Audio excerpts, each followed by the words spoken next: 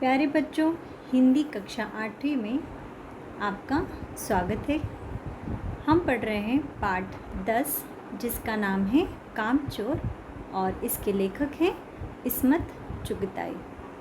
कहानी के पिछले भाग में हमने देखा था कि अम्मा और अब्बू जो हैं वो उनके घर के जो बच्चे हैं, वो संयुक्त परिवार है तो बहुत सारे बच्चे हैं परिवार में, तो वे क्या निश्चय करते हैं कि क्यों ना अब बच्चों को उनकी जिम्मेदारियां खुद समझ में आए, वे अपना काम स्वयं करें। छोटे मोटे काम तो वे कर ही सकते हैं और जिन कामों के लिए हमने नौकर रखे हैं अब हम उन नौकरों को छुट्टी दे दें। ठीक है। उन्होंने बच्चों से ये भी कहा कि अगर वे काम करेंगे तो जिस प्रकार नौकरों को तनख्वाह दी जाती है वैसे उन्हें भी कुछ न कुछ उसके बदले, काम के बदले दिया जाएगा। तो बच्चे बड़े खुशी से, बड़े उत्साह से काम करने के लिए तैयार हो जाते हैं। वो सोचते हैं कि हमने तो इस बारे में कभी सोचा ही नहीं, हम तो काम कर सकते हैं। परंतु काम करने का अनुभव न होने के कारण वह घर की जो हालत है उसे बहुत ख़राब कर देते हैं। पूरा घर जो है वो अस्त व्यस्त कर देते हैं। तो क्या क्या करते हैं वो हमने देखा। जब वे पानी पीने जाते हैं तो वहीं सबके सब लड़ पड़ते हैं और मटके और सुराहियाँ गिरा देते हैं। फिर जब वे फर्शी दरी की सफाई करते हैं तो फर्शी दरी को साफ़ करने के बजाय पूरे घर में उल्टा धूल ही धूल कर देते हैं। यही नहीं, पानी डालने के कारण उसमें वो पूरा जो घर है जहाँ पर धूल थी वहाँ पर पूरा कीचड़ हो जाता है। और जब वे पानी डालने जाते हैं पौधों में तब भी वे क्या हो जाते हैं, पूरे कीचड़ से सन जाते हैं और उन्हें नहलाने के लिए बाहर से नौकरों को बुलाना पड़ता है। तो देखते हैं इसके बाद कहानी के इस भाग में अब क्या क्या होता है। हम कायल हो गए कि सचमुच यह सफाई का काम अपने बस की बात नहीं है और न पेड़ों की देखभाल हमसे हो सकती है। कम से कम मुर्गियाँ ही बंद कर दें।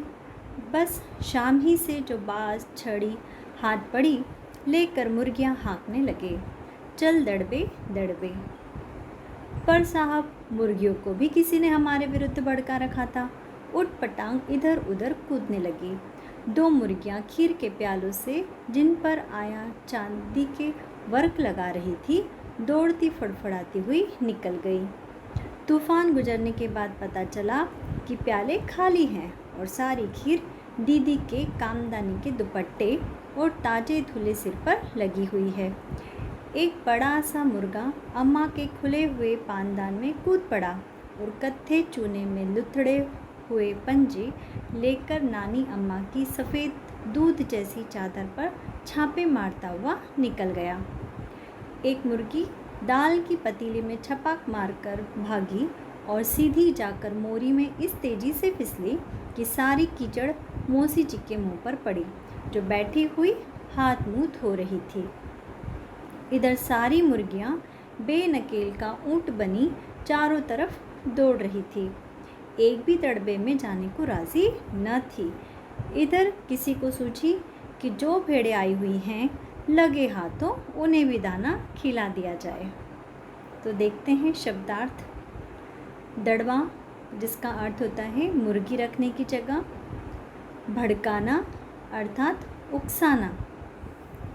कामदानी यानी हाथ का किया हुआ काम, हाथ से जो हम बोलते हैं ना हैंडवर्क, हाथ से काम किया हुआ।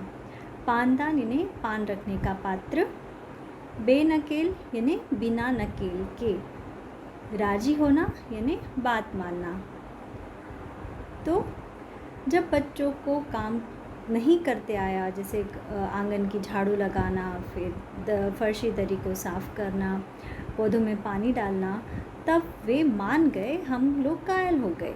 वे समझ गए कि ये जो सफाई के काम हैं ये उनसे नहीं हो पाएंगे, ये उनके बस के काम नहीं हैं और ना ही वे पेड़ों की देखभाल कर सकते हैं, ना ही वो पेड़ों को पानी दे सकते हैं। ये तो नौकर ही कर सकते हैं या बड़े ये और अनुभवी लोग ही कर सकते हैं। ऐसा लेखक यानी जो बच्चे थे उस समय वे मान गए। कम से कम मुर्गियाँ ही बंद कर दें। तब उन्होंने सोचा कि काम तो करना चाहिए, बात तो सही है माता पिता की कि हम कोई काम नहीं करते। तो चलो मुर्गियों को बंद करने में क्या जाता है, हम मुर्गियों को बंद कर देते हैं, उनकी जगह पर पहुंचा देते हैं, ऐसा वो सोचते हैं। बस शाम ही से जो बाँस छड़ी हाथ पड़ी लेकर मुर्गियाँ हाँकने लगे यानी उनको भगाने लगे। तो शाम को जैसे ही मुर्गियाँ आई, किसी को बाँस मिल गया तो बाँस से, किसी को छड़ी मिल गई तो छड़ी, किसी को डंडा मिल गया तो डंडा, जिसे जो मिला हाथ में जिससे वो मुर्गियों को हाँक सकते थे, भगा सकते थे, उन्होंने उठाया और मुर्गियों को भगाने लगे। चल दड़बे दड़बे दड़बे यानी जहाँ पे मुर्गियाँ रखी जाती है वो उन्हें हाँकने लगे, उन्हें बोलते जा रहे थे कि दड़बे में चलो, ठीक है, अपने घर में जाओ, अपने घर में घुसो। इस तरह से बोलने लगे और उनके पीछे दौड़ने लगे। पर वही बात हो गई कि उन्हें अनुभव तो था नहीं। पर साहब मुर्गियों को भी किसी ने हमारे विरुद्ध भड़का रखा था। अब क्योंकि उन्हें तो आता ही नहीं था कि मुर्गियों को कैसे पिंजड़े में, उनका जो दड़बा है, उनकी जो जगह है वहाँ पे कैसे रखा जाता है, तो मुर्गियाँ तो वहाँ जा नहीं रही थी उसमें। तो लेखक ने क्या कहा कि मुर्गियों को भी किसी ने हमारे विरुद्ध भड़का दिया था, किसी को बहला दिया था, वे भी हमारी बात सुनने को तैयार नहीं थी। जो भी हम काम करना तो चाह रहे थे, लेकिन जो भी कर रहे थे वो हो ही नहीं रहा था। ऊट पटांग इधर उधर कूदने लगी। तो मुर्गियाँ जो थी उनके छड़ के डर के मारे, इन बच्चों के दौड़ने भागने के कारण वे खुद भी, मुर्गियाँ भी क्या हो गई, ऊट पटांग इधर उधर कहीं भी भागने लगी, कहीं भी कूदने लगी।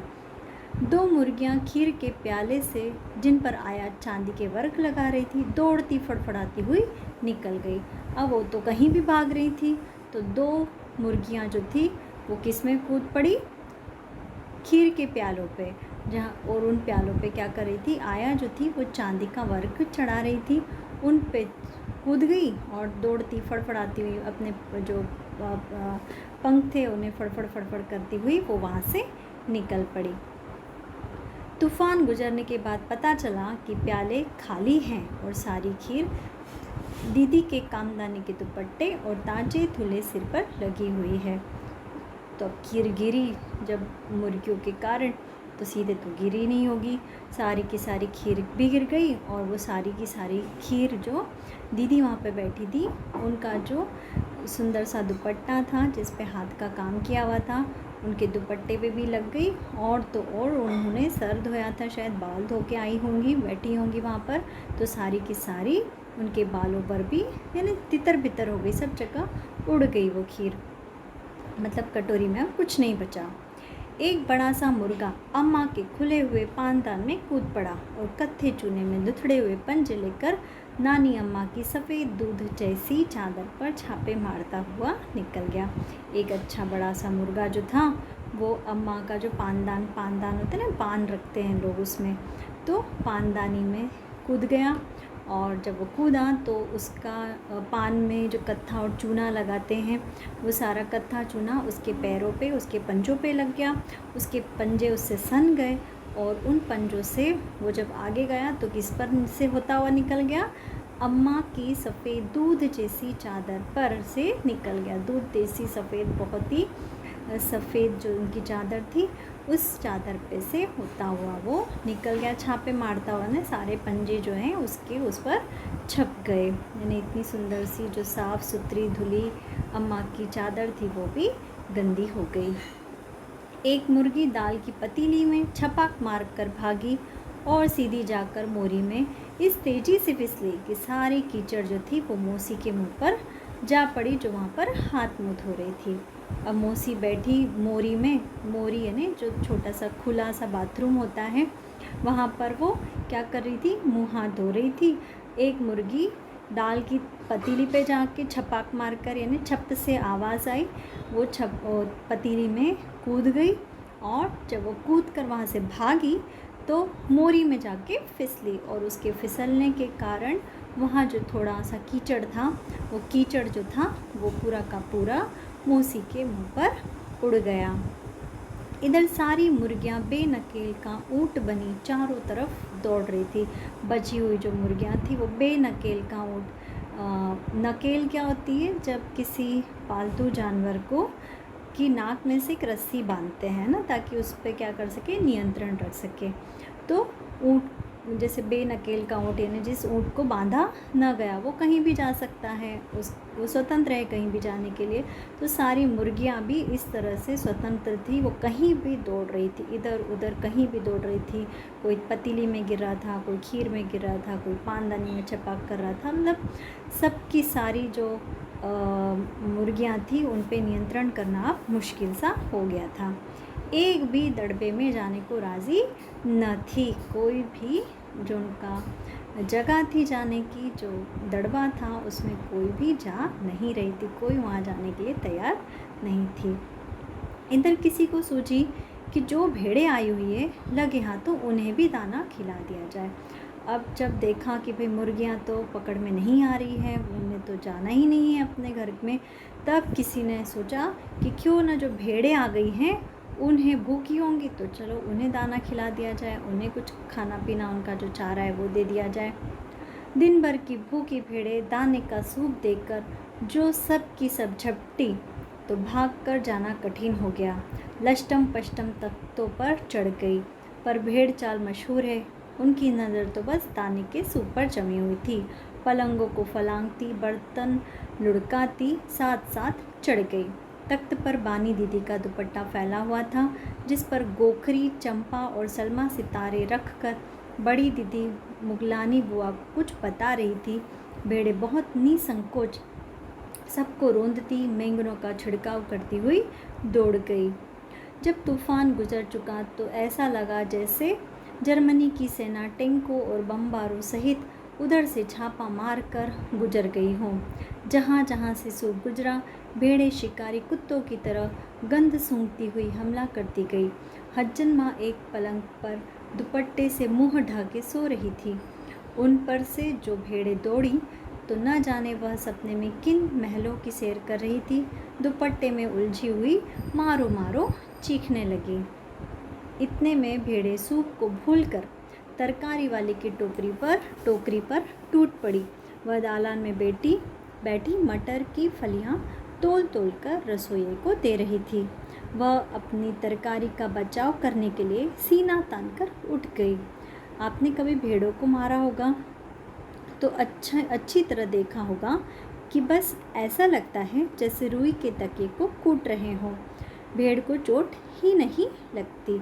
बिल्कुल यह समझकर कि आप उससे मजाक कर रहे हैं, वह आप पर ही चढ़ बैठेंगी। जरा सी देर में भेड़ों ने तरकारी छिलकों समेत अपने पेट की कढ़ाई में झोंक दी। शब्दार्थ देख लेते हैं। लष्टम पष्टम का अर्थ होता है जैसे तैसे। भेड़ चाल यानी नकल करना। निसंकोच का अर्थ होता है बिना संकोच के, बिना हिचकिचाए। तरकारी अर्थात सब्जी। दालान का अर्थ होता है आंगन। सीना तानना एक मुहावरा है, इसका अर्थ होता है गर्व करना, यानी निडर होके आगे बढ़ जाना। तो दिन भर की भूखी भेड़ें जो थी वो, जब किसी ने सोचा कि चलो भेड़ों को ही हम दाना दे दें, तब क्या हुआ कि दिन भर की जो भूखी भेड़ें थी वो दाने का सूप देखकर उसके पीछे झपट पड़ी, उसके पीछे दौड़ पड़ी, तो भागकर जाना कठिन हो गया। लष्टम पष्टम इन्हें जैसे तैसे वो क्या हो गई, तख्तों पर चढ़ गए। मतलब बहुत जल्दी में थी, बहुत भूख लग रही थी उनको। वो हमारी आपकी तरह तो होंगी नहीं, है ना, कि शांति से बैठे 2 मिनट रुके। जैसे ही उन्होंने सूप देखा वो उसके पीछे दौड़ी और सबकी सब तेज़ी से तख्त पर चढ़ गई। पर भेड़ चाल मशहूर है। भेड़ चाल यानी नकल करना। आपको पता है भेड़ चाल यानी सारी भेड़ें जो होती हैं वो एक के पीछे एक चलती रहती हैं, चाहे कहीं भी जाए, सबकी सब एक के पीछे एक चलती रहती है। तो यहाँ भी ऐसे हुआ, एक भेड़ के पीछे सारी की सारी भेड़ें जो थी वो तख्त पर चढ़ गई। उनकी नज़र तो बस दाने के सूप पर जमी हुई थी। जानवर तो ऐसे ही होते हैं, उन्हें भूख लगेगी तो वो तो दाने को ही देखेंगे, वो ये नहीं देखेंगे कि हम कहाँ चढ़े हैं, कैसे जाएं, नीचे से उतर के जाएं, ऐसा तो होगा नहीं। पलंगों को फलांगती, बर्तन लुढ़काती साथ साथ चढ़ गई। सबकी सब जो थी, बीच में पलंग होगा, पलंग के ऊपर से छलांग लगाते हुए, बीच में अगर बर्तन होंगे तो बर्तनों को ठोकर मारती हुई वे तख्त पे चढ़ गई। तख्त पर क्या था? तख्त पर बानी दीदी का दुपट्टा फैला हुआ था, जिस पर गोखरी, चंपा और सलमा सितारे रख कर बड़ी दीदी मुगलानी बुआ को कुछ बता रही थी। अब जिस तख्त पे वो चढ़ी वहाँ पर बानी दीदी का दुपट्टा रखा था। कैसा दुपट्टा? उस पर गोखरी, चंपा, सलमा, सितारे सब कुछ रखे हुए थे। और जो बड़ी दीदी हैं वो मुगलानी बुआ को आपस में बातचीत कर रहे थे, वो चर्चा कर रहे थे। तो सारा का सारा जो उनका दुपट्टा था वो भी खराब हो गया। भेड़े बहुत निसंकोच सबको रोंदती मेंगनों का छिड़काव करती हुई दौड़ गई। अब जो भेड़े थी निसंकोच, उन्हें तो कोई संकोच होना नहीं, वो तो जानवर हैं। तो उन सबको रोंदती कुचलती मेंगनों का छिड़काव करती वे जो भेड़े होती हैं उनकी शीट को बोलते हैं मेंगने। तो मेंगनों का छिड़काव मेंगने गिराती हुई वे आगे बढ़ गई। जब तूफान गुजर चुका तो ऐसा लगा जैसे जर्मनी की सेना टैंकों और बमबारों सहित उधर से छापा मारकर गुजर गई हो। सारी की सारी भेड़ जब एक साथ वहाँ से गुजरी तो ऐसा लगा जैसे जर्मनी की सेना जो है टैंकर और बमबारों, जो बमबारी करने का सामान होता है, उसके साथ वहाँ से अभी गुजरी हो। जहाँ जहाँ से सूप गुजरा भेड़ें शिकारी कुत्तों की तरह गंध सूंघती हुई हमला करती गई। जो शिकारी कुत्ते होते हैं वो क्या होते हैं? गंध सूंघकर, खुशबू को सूंघ कर आगे बढ़ सकते हैं ना, उन्हें खुशबू आ जाती है, खुशबू से वे पहचान जाते हैं जो अपराधी होता है उसको, या जगह जो संदिग्ध होती है उसको। तो इसी प्रकार से जो भेड़ें थी वो भी आगे बढ़ती जा रही थी सूप की तरह। हज्जन माँ एक पलंग पर दुपट्टे से मुंह ढाके सो रही थी। अब हज्जन माँ जो थी वो आराम से मुंह के ऊपर अपने दुपट्टे को ओढ़ के आराम से वो सोई हुई थी। उन पर से भी जो भेड़ें थी वो दौड़ पड़ी। उस समय हज्जन माँ किसी सपने में होगी और किन्हीं सपनों महलों की सैर कर रही होंगी, महलों में घूम रही होंगी। तो दुपट्टे में जब उनके ऊपर से जब भेड़ें गुजर गई तो वे दुपट्टे में ही उलझ गई और मारो मारो चीखने लगी। उन्हें समझ ही नहीं आया नींद में कि ये क्या हो रहा है, मेरे ऊपर कौन चढ़ गया है, कुछ वे समझ नहीं पा रही थी। तो मारो मारो चिल्लाने लगी। इतने में भेड़ें सूप को भूलकर तरकारी वाली की टोकरी पर टूट पड़ी। अब उन्हें दिखा कि एक तरकारी वाली जो है, सब्जी वाली है, उसकी जो टोकरी है उसमें सब्जियां उसे दिख रही थी। वो क्या कर रही थी? दालान में आंगन में बैठकर मटर की फलियां जो हैं वो तोल कर रसोइया जो खाना बनाता है उसे दे रही थी। तो सारी की सारी भेड़ों को वो फलियां दिखाई दी। वह अपनी तरकारी का बचाव करने के लिए सीना तान कर उठ गई। अब उससे लगा कि अब मुझे अपनी तरकारी, अपनी सब्जी का बचाव करने के लिए स्वयं इनके सामने आना ही होगा, और जब मैं खड़ी हो जाऊंगी तो ये भाग जाएंगी, यहाँ से डर जाएंगी मुझसे। आपने कभी तो क्या ऐसा हुआ कि वो खड़ी हुई वो भेड़ें हट जाएंगी? नहीं। आपने कभी भेड़ों को मारा होगा, इन्हें भेड़ों की पिटाई भी करो तो वो तो कैसी होती है, भेड़ों के ऊपर तो बहुत ऊन होता है ना, भेड़ों से ऊन निकलता है, तो वो तो बहुत ही क्या बोलना चाहिए, बहुत ही मुलायम होती है, उनके जो बाल होते हैं बहुत ही मुलायम होते हैं। तो अगर आप उन्हें मारेंगे भी तो वो कैसे होते हैं, रुई के, ऐसा लगता है जैसे रुई का जो तकिया है उसे हम कूट रहे हों, उसकी कुटाई कर रहे हों भेड़ को। और इसी कारण जब उनके ऊपर इतनी ज़्यादा रुई होती है तो उन्हें तो क्या होता है, चोट भी नहीं लगती, तो उन्हें पता ही नहीं चलता कि उन्हें एहसास ही नहीं हो रहा है कि वो कोई उन्हें मार रहा है। तो बिल्कुल यह समझकर कि आप उनसे मजाक कर रहे हैं, वो क्या होती है, आप पर ही चढ़ बैठेंगी। मतलब उन्हें तो लगता है कि आप उनसे मजाक कर रहे हैं, आप उन्हें सहला रहे हैं, आप उन्हें प्यार कर रहे हैं। तो इस तरह से उन्हें किसी भी तरह से आप भगा नहीं सकते, है ना। भगा नहीं पा रही थी वो जो तरकारी वाली, जो सब्जी वाली है, वो उन भेड़ों का सामना नहीं कर पा रही थी। ज़रा सी देर में भेड़ों ने तरकारी छिलकों समेत अपने पेट की कढ़ाई में झोंक दी। तो जो भेड़ें थी बहुत भूखी थी सुबह से, जब उन्हें सूप नहीं मिला, सूप का दाना नहीं मिला, तो मटर की जो फलियां थी वो ही जिनकी सब्जी बनने वाली थी, जो कढ़ाई में छोंक लग के सब्जी बनने वाली थी, अब तो इन सब ये जो मटर की फलियां थी इसका छिलका भी नहीं निकला और सीधे सीधे वो किसके पेट में चली गई, भेड़ों का खाना बन गई, भेड़ों की पेट में चली गई।